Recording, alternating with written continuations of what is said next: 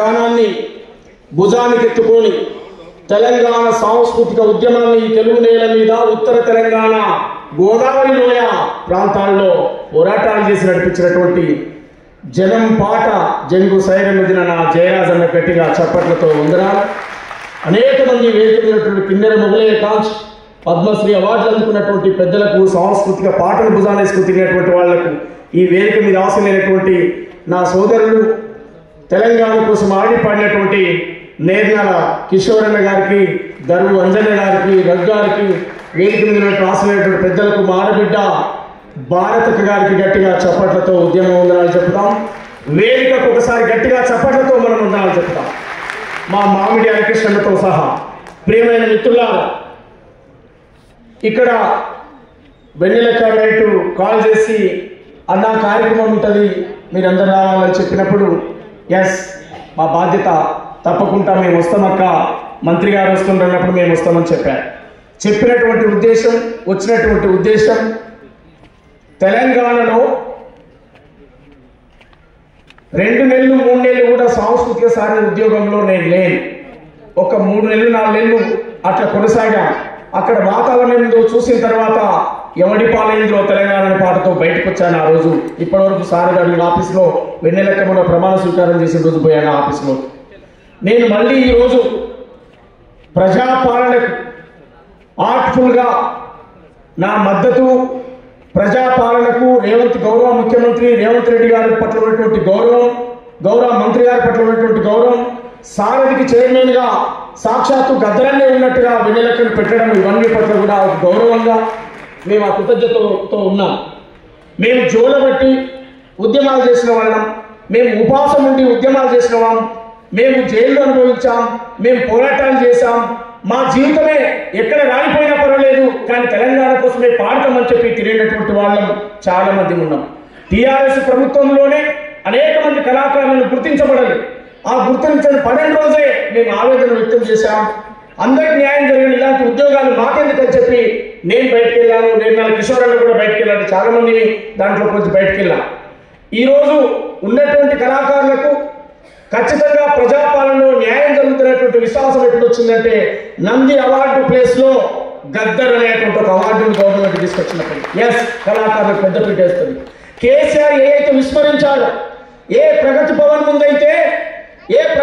ముందైతే గద్దర్ నడి ఎండలో కూర్చోబెట్టినటువంటి పాలకులు ఇవాళ అదే ప్రగతి భవనం గోడలు బద్దలు కొట్టి కంచెలుడబెట్టి ప్రజలు రావడానికి స్వాగతం పలికారో ప్రజాపాలనకు మనం గట్టిగా చప్పట్లతో స్వాగతం పలుకుతాం.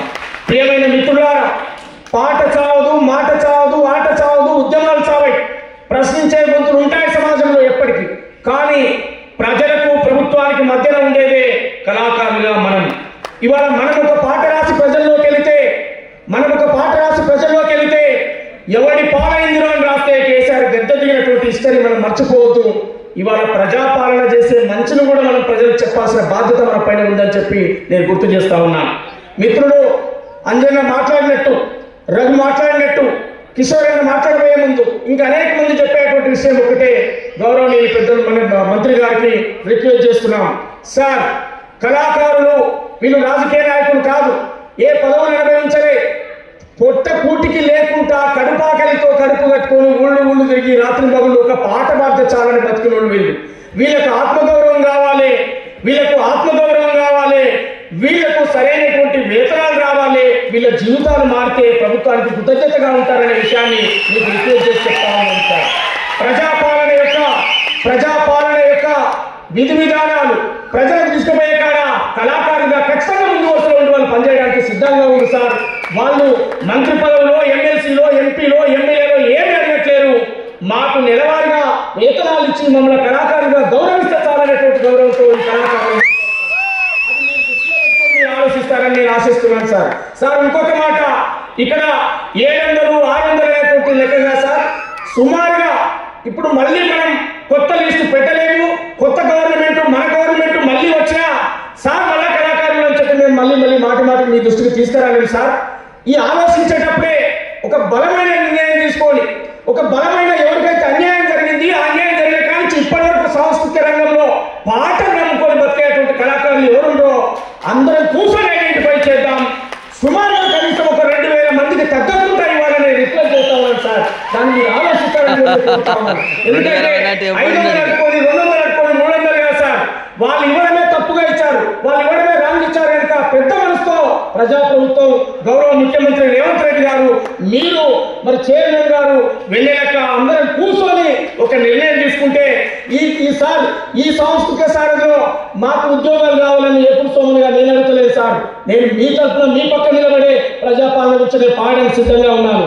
కానీ కళాకారులు ఉద్యోగాల మీద ఆధారపడ్డ కళాకారులు ఖచ్చితంగా ఇవ్వాలని రిక్వెస్ట్ చేస్తున్నాను సార్. దాన్ని మీరు ఆలోచించాలని చెప్పి నేను కోరుతా ఉన్నాను.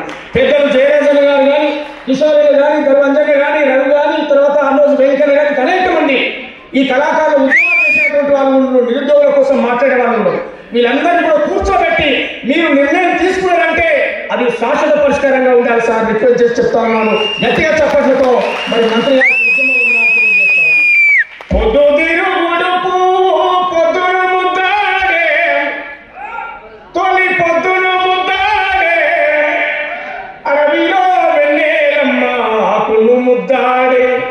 చిగురాకును ముద్దాడే ఓలే ఓలే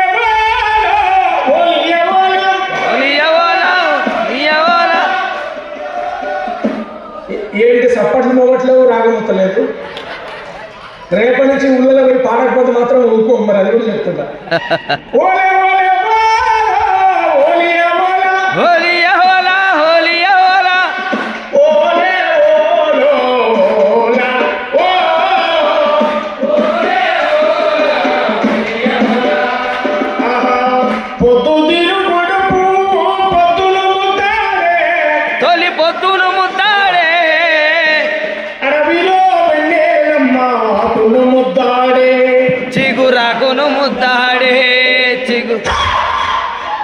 యుద్ధములో వీరుని తుపాకీ ముద్దాడే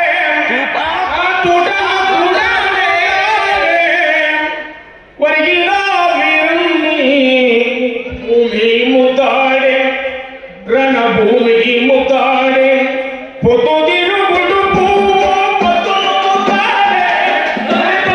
ముద్దాడే అడవిలో వెళ్ళేరమ్మ ఆకులు ముద్దాడే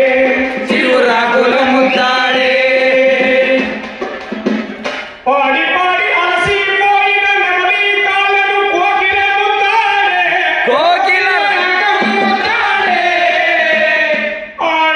పాడి పాడి మూగపోయిన గొంతును ముద్దాడే కోకిల గొంతును ముద్దాడే గొంతును కొమ్మలు ముద్దాడే చెట్టు కొమ్మలు ముద్దాడే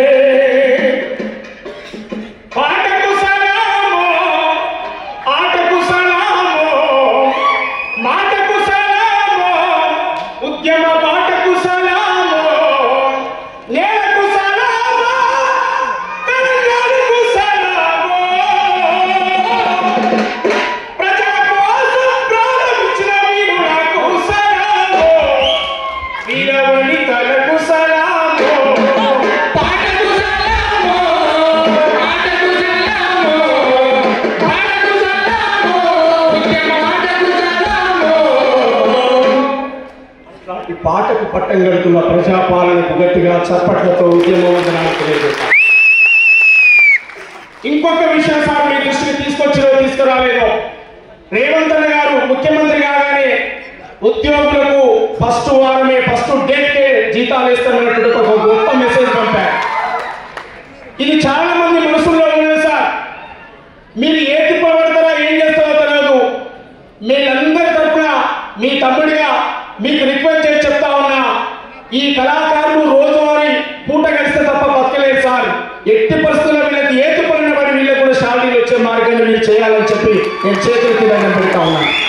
మీరు ఇంకేదైనా ఆపండి, కానీ కళాకారులు మీ కంటికి రెప్పగా చూసుకుంటే కృతజ్ఞతతో వాళ్ళు ఇంకా పాటలు ఎక్కువ రాస్తారు, ఎక్కువ వాడతారు, ప్రభుత్వాల గురించి అద్భుతమైనటువంటి మెసేజ్ చెప్తారని చెప్పి మీకు రిక్వెస్ట్ చేస్తూ, మీరు భయపడద్దు. ప్రజాపాలన